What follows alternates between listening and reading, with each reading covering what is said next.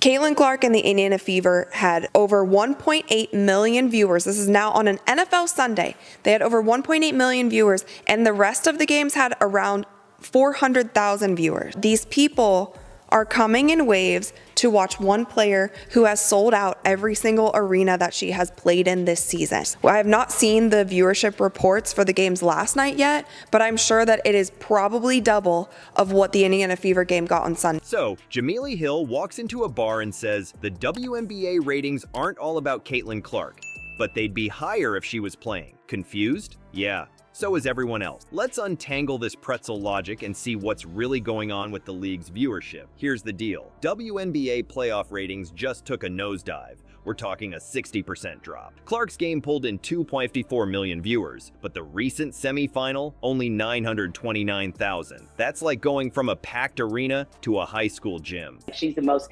impactful women's basketball player that we've seen in maybe generations, just with her ability to draw an audience, her playing style, which is totally part of the modern day playing style, the logo threes. Obviously, once you bring Caitlin Clark to the league, things take off on a totally new, unprecedented level than what we've ever seen. I mean, I think it's fairly fair to say. So she's bringing all of these very new elements, to the game, and the WNBA is generating a lot of media attention that it didn't before. It always deserved to have this media attention when you look at the skill set. Clark's not just good for the game, she's a ratings goldmine. Her playoff games set records, bringing in 1.84 million and 2.54 million viewers. It's like she's got a magic remote that makes people tune in. But wait, there's more to this story. Someone's not happy about these headlines, and you won't believe who it is. Grab your popcorn, because this is about to get interesting. Remember when we said someone wasn't happy about these headlines? Well, it's not just any someone, it's Jemele Hill. And her take on the situation? Let's just say it's more twisted than a pretzel at a ball game. Hill jumped into the conversation with both feet, calling out media outlets for what she deemed irresponsible headlines about the WNBA ratings drop.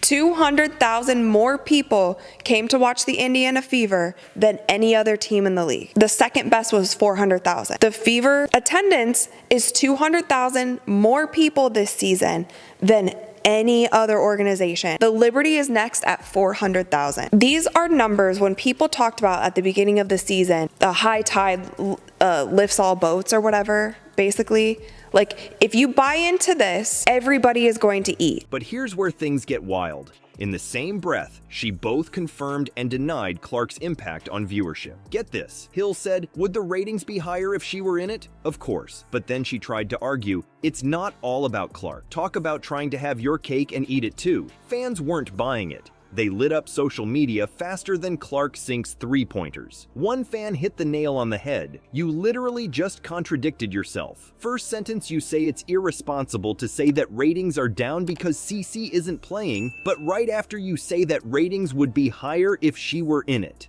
Ouch. That's gotta sting more than a rejected high five. But wait, it gets better. Hill tried to downplay Clark's influence by comparing her to NBA superstars. She said, a finals would rate higher if it were LeBron versus Steph. Alyssa Thomas came out once again talking about the negativity that Fever fans and Caitlin Clark fans have been spreading this entire season. A significant amount of less fans watching the WNBA now that Caitlin is no longer in the picture. With Caitlin comes millions and millions and millions of more eyeballs. And with those millions and millions and millions of more eyeballs, unfortunately, is going to come some people who are not nice. Or if big market teams were in the mix. So what? That's the headline. Here's the thing though, by making that comparison, Hill accidentally put Clark in the same league as LeBron and Steph. Talk about a backfire. It's like she was trying to put out a fire with gasoline. The fans weren't having any of it. They came at Hill with more force than a full court press. One fan summed it up perfectly. The numbers don't lie.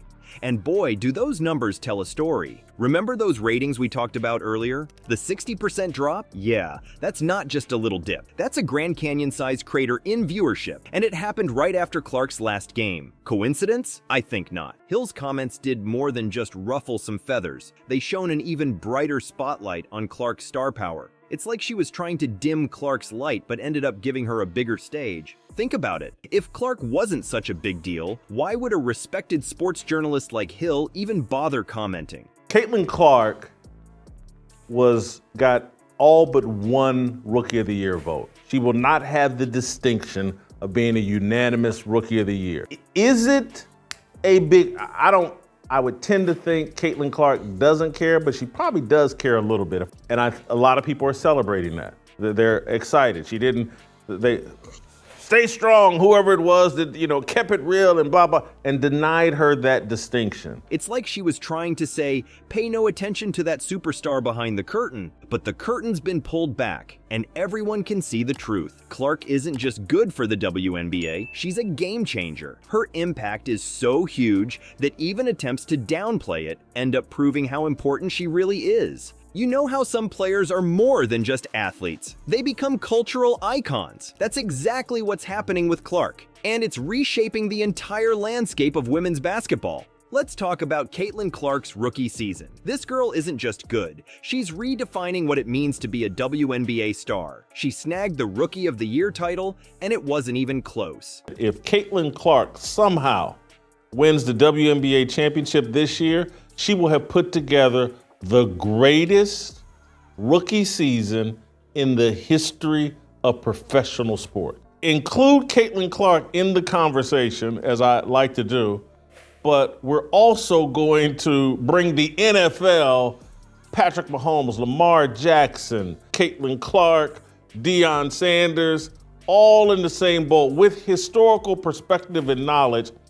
And more than anything, I'm gonna blast the media. We're talking 66 out of 67 first place votes. That's not just winning, that's dominating. But here's where it gets really interesting. Clark isn't just racking up personal accolades. She's becoming the face of the entire league. Think about it. When's the last time a WNBA player got this much attention?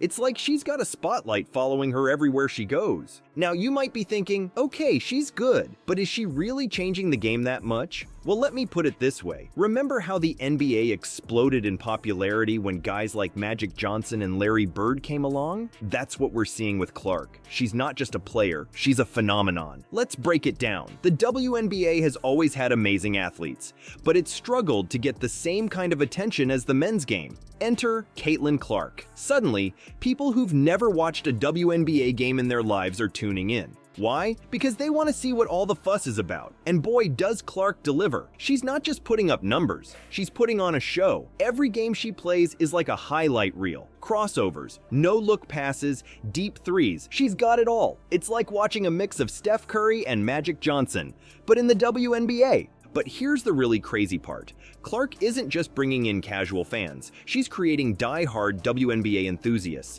People are starting to follow the league, learn about other players, and get invested in the games. It's like she's a gateway drug to women's basketball. Now let's talk about star power. In sports, there are good players, great players, and then there are those special few who transcend the game. LeBron James in the NBA, Serena Williams in tennis. These are athletes who become cultural icons. Clark is heading down that same path. Think about it. When LeBron plays, it's not just a game, it's an event. The same thing is happening with Clark. Her games are becoming must-see TV. People are planning their schedules around when she plays. That's the kind of impact that goes beyond sports. Charles Barkley talking about the Caitlin Clark phenomenon and the people he blames for blowing this whole Caitlin Clark deal. People believe what we say on television. Just because people don't like you or your personality, they can't get on TV and slander you. It's just total bullshit. These ladies, and I'm a WNBA fan, they cannot have this Caitlin Clark thing up any worse if they try. What is going on here? And the thing I love about her, she never says a word.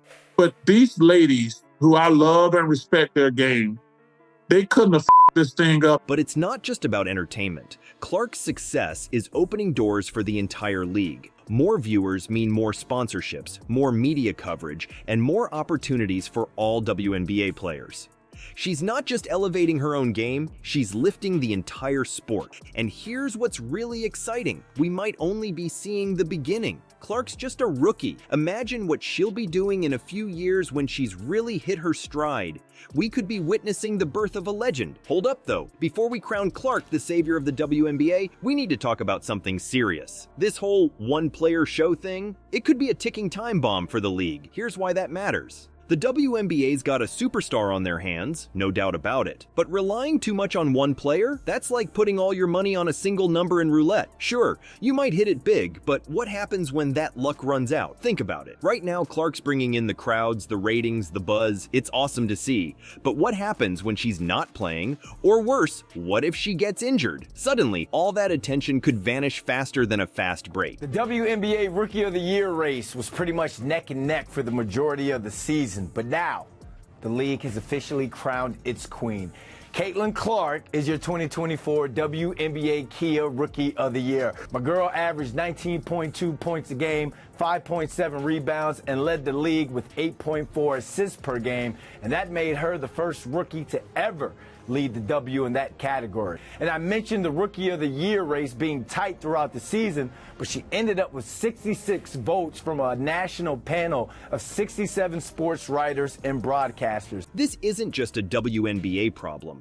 We've seen this play out in other sports too. Remember when LeBron left Cleveland the first time? The Cavs went from championship contenders to bottom of the barrel. Or think about Tiger Woods in golf. When he was at his peak, golf was everywhere. But when he struggled, the whole sport took a hit. Now don't get me wrong, having a superstar like Clark is incredible for the WNBA. She's bringing in new fans, getting people excited about women's basketball. That's huge. But if the league puts all its focus on her, they're missing out on building something bigger. Here's the deal. The WNBA needs to use Clark's stardom as a stepping stone, not a crutch. They've got to find ways to spread that spotlight around, show off the other amazing players in the league, build team rivalries, create storylines that go beyond just one player. Imagine if every WNBA game was must-see TV, not just Clark's games. That's the dream, right? But to get there, the league needs to think bigger. Caitlin Clark's incredible season has come to a storybook ending as she won the Rookie of the Year award. You are the 2024 Kia WNBA Rookie of